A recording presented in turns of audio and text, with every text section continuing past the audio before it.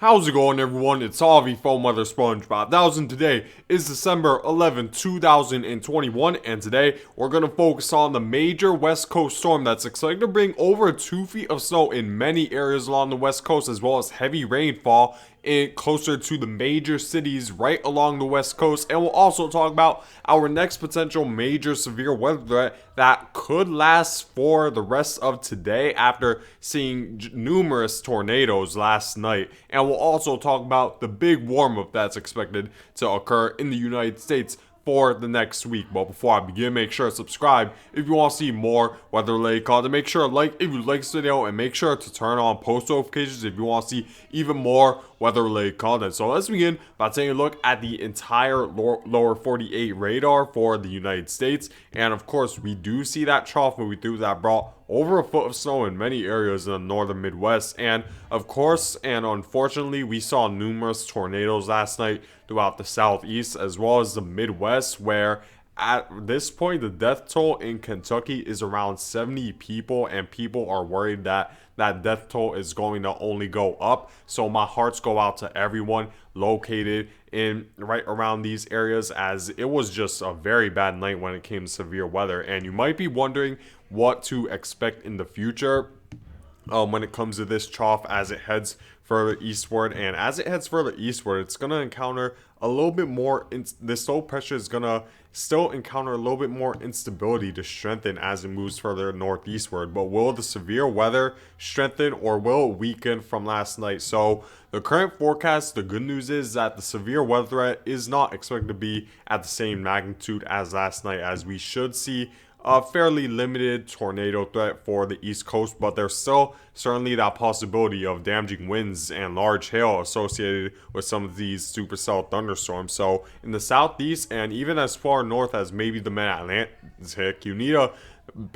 be at least aware that severe weather is certainly a possibility for today throughout the East Coast, even though it might not be exactly the magnitude as we saw last night, which is definitely very good news. Now, let's take a look at what's happening in the West Coast. And of course, we do see some rain showers occurring right along the extreme western portions of Oregon, and as well as Washington State is seeing some rainfall right around Seattle. The rainfall is right at your doorstep, and we're seeing some rain showers and snow showers in the extreme northern portions of California. And this trough is expected to bring a lot more rainfall and precipitation overall all throughout the West Coast, as it's going to be quite a powerful low pressure system that in many areas could bring well over 2 feet of snow. So let's take a look at what the GFS model is currently forecasting when it comes to where exactly the heaviest precipitation will fall with this West Coast storm, as well as where it expects a severe weather threat to lie right along the East Coast. So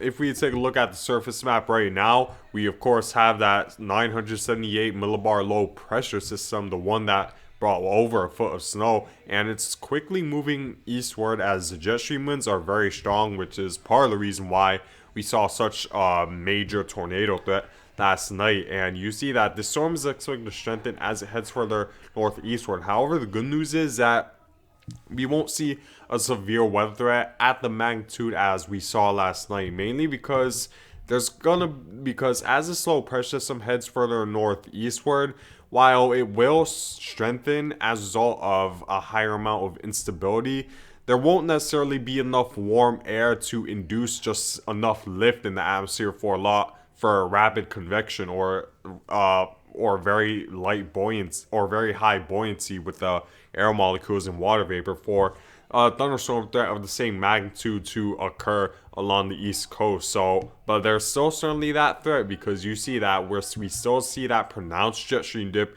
right behind this low pressure system, and just to the east of it, we see that very warm and humid air. So severe weather is certainly a possibility around the East Coast, especially throughout the Southeast, as well as the southern Mid-Atlantic states especially. And it's not only the severe weather that you necessarily need to pay attention to. There's also going to be a wind threat associated with this low pressure system, because of course when we're talking about a 978 millibar low pressure system, you're talking about fairly strong winds right along the center of circulation, because of course when a low pressure system is very powerful and the pressure is so low, the air surrounding it is gonna want to filter into that area of low pressure. That's how basic physics works, where the higher density where something with higher density will always want to flow to somewhere with lower density. And of course, when the millibar pressure is at 978 millibars, that pressure density along this right around the center of circulation is very low. So all the air is going to want to filter in, which in that process that creates the wind, and we're going to see very strong winds for today right along the Great Lakes. Wind advisories are in effect all throughout the Northeast, as you could see wind gusts over 40 to 50 miles per hour. Let's take a look at 10-meter wind map to see where exactly you could expect the strongest winds. You see that we're seeing wind gusts closer to the 35 range and 45 range. And by the way, this is not so. The winds you see here are a little bit faster, like let's say 25 knots. That's more equivalent to right around 30 miles per hour. So you're going to see that the winds are certainly going to be there over tonight throughout the Northeast. So watch out if you're right along the Midwest, as the wind threat will be strong. And again, we will see just enough of a severe weather threat for thunderstorms associated with damaging winds, and large hail are certainly possible. Let's take a look at the convective available potential energy levels over the next 24 hours to really see how much severe weather you should expect. You see that while there isn't going to be a ton of convective available potential energy right around the Southeast, there's still going to be just enough for a very potent severe weather threat to occur. So that's something you want to pay very close attention to if you're right along the right along the Southeast and even the southern portions of the Mid-Atlantic. But by the end of today, this trough should move to the Northeast, which is certainly good news, because we don't want to see it bring any more severe weather along the eastern half of the United States. So you want to so that's definitely very good news that we're going to see that, and it should pretty much drift off to the Northeast and not bring any more severe weather right along the East Coast. So that's definitely good, very, very good news. Now let's take a look at what's happening along the West Coast and what's expected to happen along West Coast, because that's going to be that's another major storm we're going to have to pay attention to. So if we were to take a look at what's happening right now, of course we're starting to see the rain showers and snow showers move right along the Pacific Northwest at this time, and it's going to be very heavy at times. If we were to continue to move forward, you see that we're going to see just a continuous and long duration event of snow in the extreme higher elevations of the Cascades from right around the Pacific Northwest, which is just to the west, just to the east of Seattle and Portland, Oregon, where you should see the heaviest snow. But even though Seattle and Portland may not necessarily receive snow from this, the rainfall should be a threat for you guys. So flooding will be a concern, and you can't underestimate flooding, because flooding is the leading cause of weather-related deaths in the United States. So you certainly so if you see a body of water on the road right around the Pacific Northwest or the West Coast in general, or anywhere in general, in case of a flood event, you need to turn around and don't drown, because typically that body of water you may see on the road is typically a lot deeper than what it seems. So you don't want to take your chances going and driving over a flooded roadway, because that certainly could mean the difference between life and death right there, based on that decision alone. But if we were to continue to move forward, you see that the rain will extend further southward. We're going to see the Bay Area right around San Francisco and Oakland get involved in some rain, and this rain will be heavy, and it's going to last for a very long duration. And we're seeing snow in the higher elevations of California as well, extending through the Sierra mountain ranges, and we're seeing just very heavy rain right around the Bay Area. We're seeing the yellows, and this should continue for a long time, and this rainfall should even move further southward to where the Los Angeles and San Diego area will get involved in some heavy rain. And just north of Los Angeles in the mountain ranges, you could receive snow from this. And not only that, the temperatures will drop down to will drop very down right around the Los Angeles area, where you could see temperatures right around the 30-degree range right around Tuesday night, which is something you clearly don't see very often right around Southern California, where we are seeing temperatures that low, at least in the lower elevated areas like Los Angeles and San Diego. So you also might want to take your coats out, but heavy rain should be expected along Southern California, extending to San Francisco as well, and we could see some rain showers as well throughout Las Vegas so that certainly could promote flooding throughout the West Coast over the weekend. And you might be wondering, well, how much snow you should expect. And keep in mind, also another low pressure system is expected to move through right around the Thursday to Friday time frame. So late, going into late next week. So that's another thing you want to be aware of and be prepared that you're going to see a lot of snow in the higher elevations. So for those into skiing right along the West Coast, this should be maybe a very good week for you guys, because over 2 feet of snow is expected in some areas, well over 2 feet. If we were to take a look at the snowfall forecasts from the GFS model over the next, let's say, 4 days, we're seeing up to 80 inches of snow, which is just mind-blowing to see and just unprecedented. 80 inches of snow is equivalent to over 5 feet of snow, borderline getting maybe up to 6 feet of snow right there, which is just no, it's not 5 feet, my bad. That's over 6 feet of snow, borderline up to 7 feet of snow right there, based on what the GFS model is forecasting, which is just insane to say the least. And even outside of that, you're receiving over 2 feet of snow right around the Cascade Mountains, which is also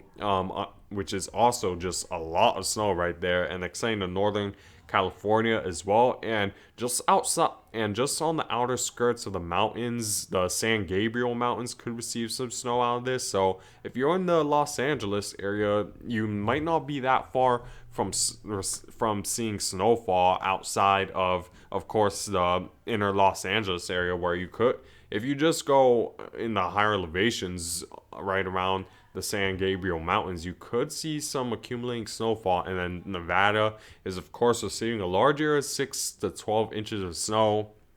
And Salt Lake City is getting involved. Denver, Colorado is getting involved in some snow. So overall, just expect a lot of snow throughout the West Coast. Now, you might be wondering, how about in terms of rainfall? So the rainfall will also be another threat throughout the West Coast, especially in the bigger cities of the West Coast, such as Seattle, San Francisco, and of course Los Angeles. You see that the forecast for San Francisco is right around 2 to 3 inches of snow, and we're seeing heavier rainfall right around Northern California, where you could receive up to 7. Los Angeles is receiving right around 3 inches of snow, which is also something you want to keep in mind throughout Southern California, and even extending to Seattle and Portland, you could receive 3 to 5 inches of snow potentially. So you need to pay close attention to that throughout the West Coast. And in terms of certainty of this, it seems pretty certain you will experience a major snowstorm along the West Coast, where you'll receive very heavy rainfall and very heavy snowfall from this. So you need to pay very close attention to that throughout the West Coast. The certainty is high. If you live in an area prone to flooding, you need to prepare, because the rain will be very heavy. And make sure in the higher elevations of the West Coast you stay prepared for snowfall, because this certainly will be a major snowstorm for a lot of you guys. Now, let's take a look at what's going to happen when it comes to temperatures throughout the United States. And as of right now, we're expecting a big warm up throughout the United States. Let's take a look at what the European model is forecasting first when it comes to rainfall. I almost forgot to include the European, but the European is also another forecast model we need to consider. And yeah, it's pretty much the same thing as a GFS model. So at this point, there's very high confidence we're going to see heavy rainfall and heavy snowfall, thanks to the two main computer models agreeing that we're going to see a major storm along the west coast, and it's pretty much taking the heaviest rain and the heaviest snowfall pretty much right around the same area. So we should expect just a major storm throughout the west coast, as certainty, I will say, is high at this point. So make sure to prepare along the west coast. But now let's take a look at the temperature anomalies over the next week based on what the GFS model is forecasting, as we should see a big warm up throughout the United States, especially I'd say just east of the Rocky Mountain ranges. This is where you should receive the highest temperature. Let's take a look at the temperature anomaly over the next several days to really give you guys a good idea of where it should be well above average. So for today, it actually should be, you should receive temperatures well above average all throughout the eastern half of the United States. And this is, of course, as a result of this low pressure system moving through, and it's bringing just a very strong southeasterly flow, especially since the upper level winds aloft are just very strong right now thanks to the amount of instability, and it's steering a lot of that Gulf of Mexico air mass further northward, and that's bringing that those very warm temperatures further northward, where we're seeing temperatures in excess of 30 degrees above average, which could be record breaking for some. And you see, but eventually we will see temperatures fall more right around average as this cold front moves through. Of course, it's going to bring a stronger northwesterly flow, so we should see temperatures cool down a little bit, but we should see another big warm up as we begin to see a ridge build, where you see that by the 4-day mark, we see temperature anomalies maybe close to the 40 degrees above average in the Midwest, which are just very, very high temperatures for this time of the year. Where you could see temperatures maybe in excess of the 60s and 70s. This will extend the East Coast as well, especially during the late week. But even before then, you should receive mostly warmer than average temperatures along the East Coast. So this is definitely something you want to keep in mind, and these warm temperatures could last for a very long time for the East Coast, maybe beyond next week and into Christmas week. We could see these warmer than average temperatures moving through, and this isn't much of a surprise because, again, we are in a positive Arctic oscillation, so we typically do receive warmer than average conditions during those times, but it's certainly gonna feel nice, especially during the winter time where it's typically cold, that you will experience warmer than average temperatures over the next week throughout the eastern half of the United States, especially. So that's definitely something you want to keep in mind throughout the East Coast for next week. And taking a look at the severe weather outlook over for today, you see that the highest risk is right around the Georgia area, right around just south of Atlanta, Georgia, and extending to South Carolina and Alabama. But you see there's still a marginal risk just to the north of it. And in a marginal risk, there's still that isolated chance you could receive a severe thunderstorm. So in areas in the mid-Atlantic, you might not want to rule out the chance of a severe thunderstorm. And even then, the wind should be very strong along the northeast, so we need to pay close attention to that as well. Temperature anomalies, so you're going to see that the snowfall in this, I'm expecting well over 2 feet of snow in the higher elevations of California, right around the Sierra Mountains. In San Francisco, I'm expecting right around 5 to 8 inches of rain, which is very significant. 3 to 6 in the Rocky Mountain ranges and most of Nevada. And we're seeing over 2 feet of snow in the Cascades as well. So this is something you want to keep in mind, as this should be a major storm for a lot of the East Coast the West Coast for the next couple of days. But yeah, guys, I guess that's it for this video. I thank you guys for watching. Make sure to subscribe if you want to see more weather-related content. Make sure to like if you like this video, and make sure to turn on post notifications if you want to see even more weather-related content. And I hope you guys have a good day.